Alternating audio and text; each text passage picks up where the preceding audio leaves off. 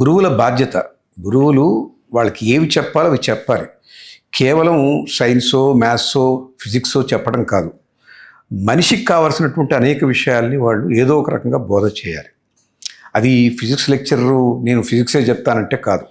నీవు గురువుగా నీ బాధ్యత కేవలం సబ్జెక్ట్ చెప్పడమే కాదు, సబ్జెక్టేతర విషయాలు కూడా, పుస్తకాంశాలే కాకుండా పుస్తకేతర అంశాలు అంటే మానవుడు, వాడి ఉనికి, జీవులు, కలిసి జీవించటం, సహజీవనం, అనేక విషయాల మీద అవగాహన కల్పించేటువంటి గురువులు కావాలి.